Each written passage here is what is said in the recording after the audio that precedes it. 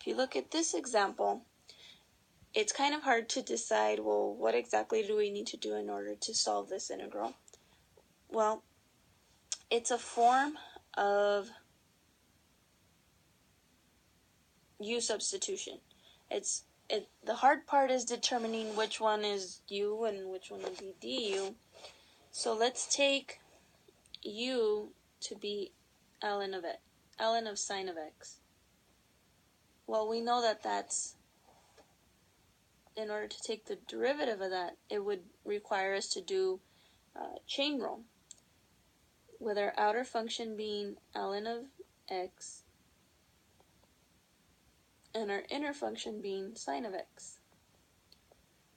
Well, the derivative of ln of x is 1 over x, and the derivative of sine of x is cosine of x.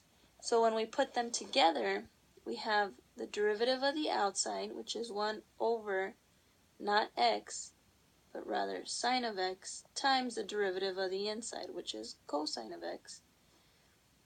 This becomes cosine x over sine x, which is the same thing as cotangent x dx, which is what we have in our original problem. We don't have to multiply by anything or pull anything out. So when we rewrite this, it's essentially u du, and that's an easy integral for us to take because that's just u squared over 2 plus c.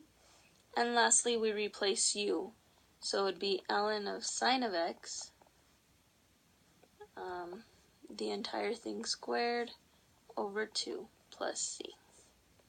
And for our last example, we know that tan squared of something is not part of our basic integration rules, but we can rewrite tan squared in one of the Pythagorean identities, which you learned in pre-cal, or you should have seen in pre-cal. And tan squared of some value is the same thing as secant squared of that value minus 1. So this is what we will be using to replace tan squared. So it'll be secant squared of 2x minus 1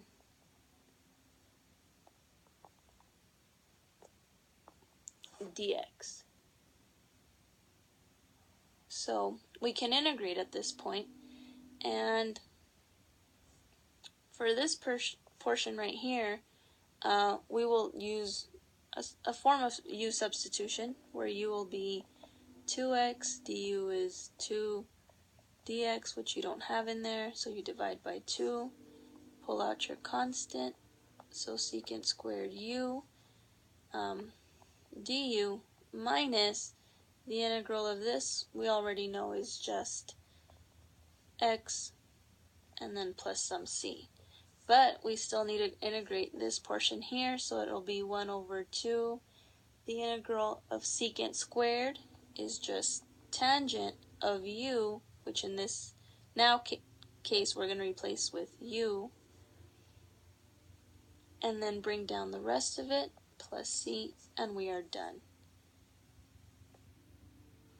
And to complete this video, I have included a picture that could allow you to follow some procedures to make integrals that you're going to be solving on your assignment fit your common integral rules that you have already known how to use.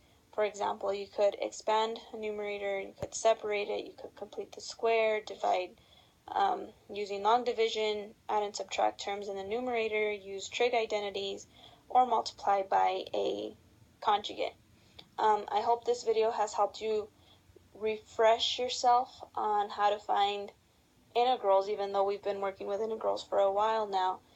But that's the end of basic integration rules, and I shall see you soon.